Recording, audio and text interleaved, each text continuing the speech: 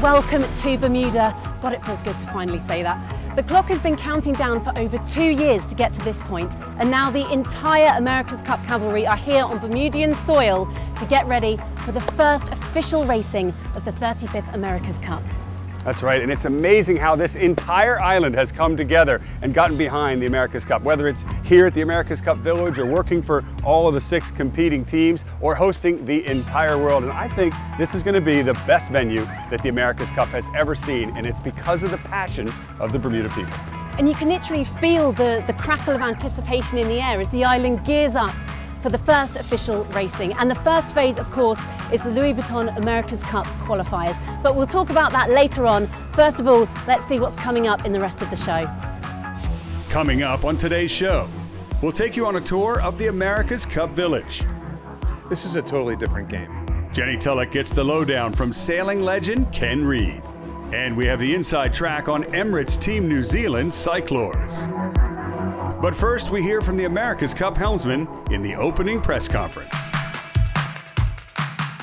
Jimmy, over to you. Now, you have won this trophy twice. Could the pressure perhaps wane a little bit on you? How do you remain laser focused to dominate these competitors one more time? Well, I think that certainly from what I've seen inside the team, the hunger has only become stronger, you know, and somewhat of the obsession as well. You know, we're even more obsessed with this. Just seeing the amount of commitment and that sort of all-in attitude from the entire team, you know, it really builds the motivation personally, and you all kind of feed off that. And in our minds, you know, what's done in the history is done. It's about this America's Cup, and that's what we've all been working towards. And already, you know, I mean, our shore team, the guys in the shed, they've, you know, man, they've, as the guys have said, the development curve is very, very steep, and we've been pushing that, and no doubt that'll go the entire way to the last race of the Cup. I think everyone's seen how close the racing is getting, and you know how good all these teams here are getting at, you know, handling their boats and, you know, getting that nth degree out of their equipment, and it's something that's just going to keep getting tighter and tighter. You saw exactly the same in the last America's Cup, where the racing kept getting tighter and tighter as the competition went on, and as everyone learns how hard they can push these boats and what is achievable. Everything is possible in the race. The race didn't start yet, so we like the fight, and we put all our energy on the fight.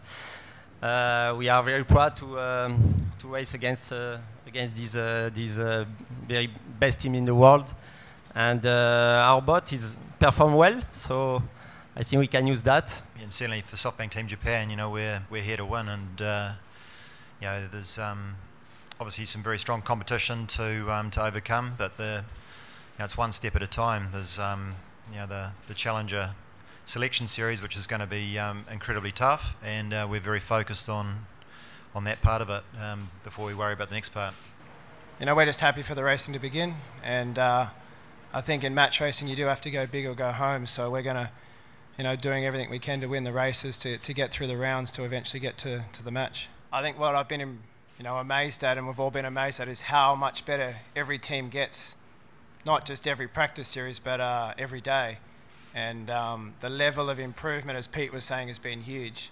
You know, one missed tack is the difference between winning and losing, and it's going to be all on just to get through the Challenger Series to get to the final. And I think every team up here has a target on their back, and you know, I look left and right of me and see the wealth of experience in the America's Cup, and I have a feeling the target's more on their back. Once we believe we can win this competition, we wouldn't be sitting here now. I wouldn't be sitting here now, and the team wouldn't be working as hard as they have been. So yeah, we respect our competition massively. This is an incredibly tough event to win, but yeah, we believe we can do it.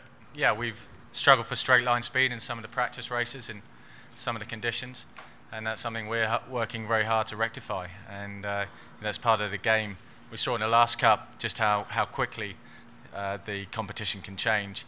And you know, for all of the teams, I know that they're developing as hard as they can through the competition, and that's the same for us. So we're pushing incredibly hard to be there and be super fast. Yeah, I think it's fascinating. I think these boats, this race course, these crews, it's all on out there, and it's just going to make for an incredible spectacle. So bring it on. Welcome to the America's Cup Village here at historic Royal Naval Dockyard. This is the epicenter, ground zero for everything that is the America's Cup experience. From all the team bases that are here, entertainment, concessions, and food and beverage, of course, lots to do for the kids, and spectacular views of the racing. So let's go have a look. As you can see, the view of the racecourse is spectacular, and the races will finish right off of the America's Cup Village in front of thousands of fans. Visitors to the America's Cup Village will be able to watch the action unfold on the water or on the big screens. And if you're looking for atmosphere and excitement, the only place to be is the grandstand seating. If an exclusive VIP experience is more your thing, then book a spot at the Longtail Lounge, where you and your guests can relax in private viewing deck right on the water with a complimentary bar and buffet lunch. And for a lively atmosphere with incredible views over great sound, come to the Gosling's Dark and Stormy Island Bar. Your ticket includes a delicious lunch and official America's Cup merchandise, and of course, plenty of Gosling's rum. One of the incredible things about the America's Cup Village is being right in the heart of the action, surrounded by all the America's Cup teams. From here, you can actually see the teams preparing their America's Cup class catamarans to go sailing. Right in the heart of the America's Cup Village, we've got the Kids Zone with food and beverage concessions and, of course, the main stage. And at the end of the day, it's all about the racing action that happens out there on great sound. The fastest boats and the world's best sailors. It's the America's Cup right here in Bermuda. For all the information about the America's Cup Village and, of course, to buy your tickets, visit americascup.com/tickets. Now, Tucker, this is the point when you normally go access all areas and get the inside scoop from the teams.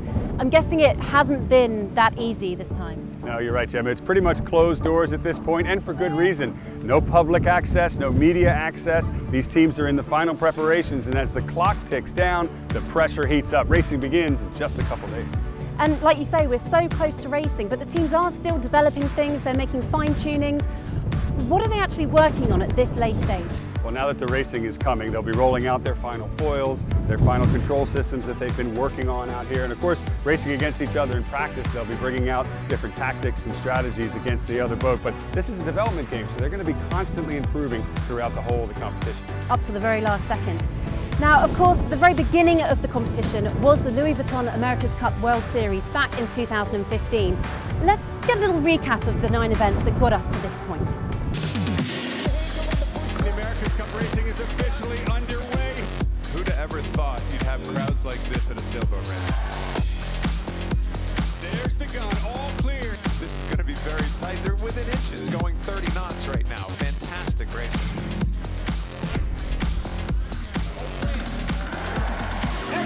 New Zealand. Oh, is this close? My goodness. Oh, they've run into a mark boat.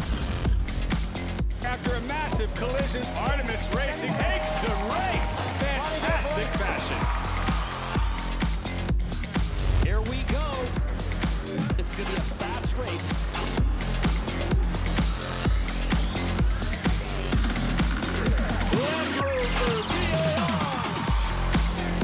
What a race and what a start. Wow. New York City.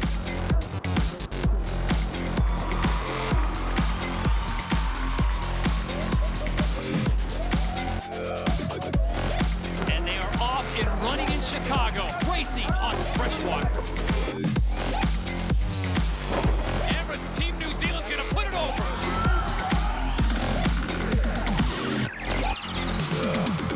The breeze having kicked in, the fleet ready for action on the waters of the Solent. Unbelievable change of events.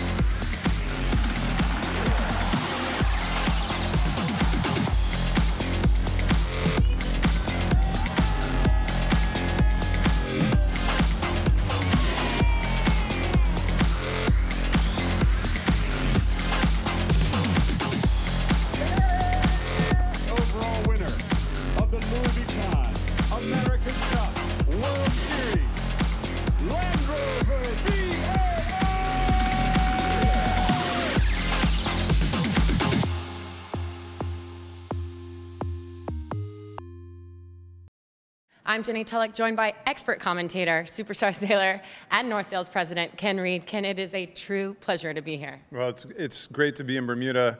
I love Bermuda. I've been to Bermuda 1,000 times. I think Bermuda races and vacations and out here doing match race regattas. So I like this place. I love the people. I think we're in for a good treat. We are in for a good treat. For the audience, the summer schedule will start with a double round robin, the Louis Vuitton America's Cup qualifiers, where all 6 teams in Bermuda race each other twice. Then Oracle Team USA, the defenders, get a bye straight to the match. The other top 4 racing in the Challenger playoffs, semifinals, and finals, first to 5 points to determine who gets to challenge Oracle Team USA in the America's Cup match. The match itself, first to 7 points. It's going to be amazing. I'm glad you have that all figured out because you know, it's semi-complicated, but I think once, we just got to get going. We got to get the flow of the event going, and once the flow of the event starts going, I think it'll be much easier for people to kind of grasp what the attempt is here in making the best 2 teams go to the finals. I mean, at the end of the day, that's what we're looking for. We want the best challenger to meet Oracle and to, you know, to hopefully have an amazing match, maybe as amazing as last time around. It might be hard to top last time around in San Francisco. But we rewind. That was San Francisco, the last America's Cup. And then between that, we had the America's Cup World Series, which ultimately left some points on the table here. We even start with some points, but it was also in different boats. It was in the AC-45s. We're now into the America's Cup class boats. The difference, Ken? Everything. You know, these boats look very similar to what the 45s look like, but the fact of the matter is, this is a totally different game. How the boats, first of all, how they perform, how they function, the crew that's on board, how easily they foil, sail choices, I mean, systems, they look, like I said, they look similar, but the fact is, these are really different boats from the 45s, and you can actually make a case that the 45 sailing was great. It's great for the Cup. It's great to keep momentum going, and I think that's really a part of it. But do the 45s really affect how these guys sail these boats? I could make a very good case that the answer is no. This is such a different boat from the 45s that we're going to see a completely different style of sailing. Just for the audience again, the America's Cup World Series, it was fleet racing. We are now in Jimmy Spithole, the Pitbull's bread and butter. It's match racing. So explain just a bit how that changes your mentality, how that changes the racing, and what we can expect to see out there. Well, this is a group of pit bulls. First of all, I mean, it's great to say that Jimmy is a pit bull, which clearly he's shown, but I would maintain that there isn't a person who is holding on to a steering wheel out there that isn't obsessed with just ripping the heart out of the other guy on the race course. I mean, that's how you have to be. It has to be the mentality. And, you know, he's no different from anybody else. But it's also going to be key. You know, the one factor that we haven't talked about yet is who's going to push their boat too hard. You know, these boats are, I know the reference is probably overused, but they are Formula One race cars on the water, and Formula One race cars break because they are fragile for a reason, because they are pushed within, you know, if you never break, you're too heavy. If you break a ton, you're too light. So you're trying to find that perfect balance, and guess what? There's going to be days where boats do not find that perfect balance and they break. So where does being overly aggressive come into play and possibly breaking your boat? So hey, we got a month to watch this whole thing unfold, and it should be an awful lot of fun to find out who is maybe, in your words, too much of a pit bull at times. How does a delay to the racing affect the mentality of teams? I mean, they've been thinking May 26, 2017 for so long, but how does that affect their mentality? Well, it's the America's Cup, right? So that means there's bound to be weather delays. It's a problem. The teams have to be used to it.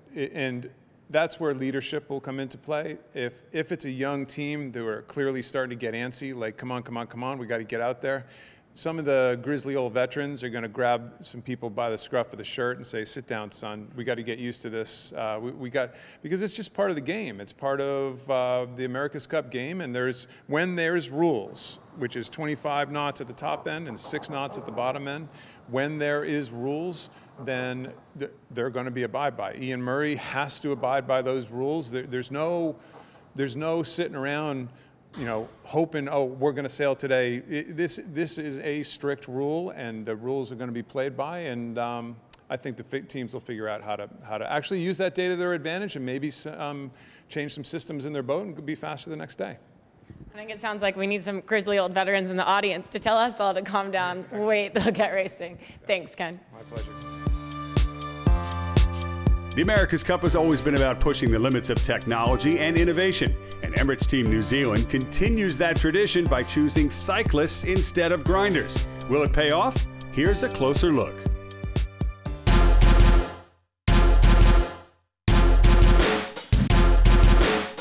Yeah, well, we had, you know, revealed the bikes in New Zealand, so in a way the surprise was already out there. So, but what did happen in Bermuda was we went from very much a prototype, you know, first version that we were running in New Zealand, which worked pretty well, but it left some room for improvement. And we always knew it was a touch heavy because it was more of a rapid prototype solution. And so what we've got on the boat now is the final race version, where we've, you know, just polished it and put on some details that make it function a bit more efficiently.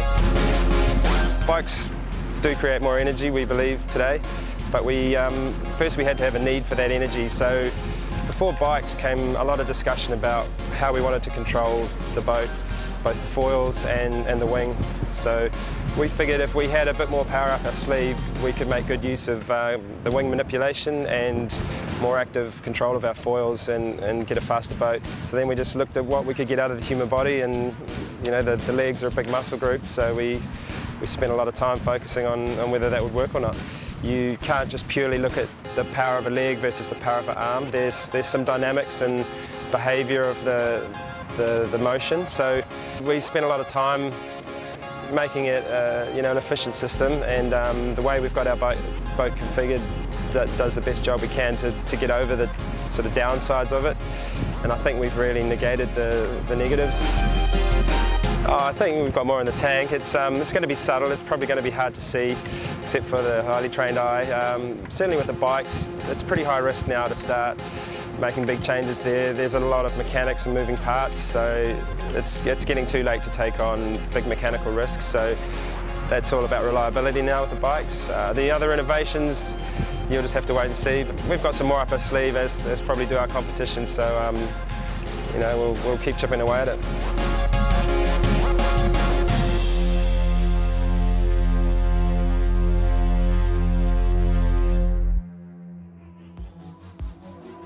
Well, that's it from us, and now it's time to let the racing do the talking. And for all the different ways you can follow the action, don't forget to visit americascup.com. Enjoy the show.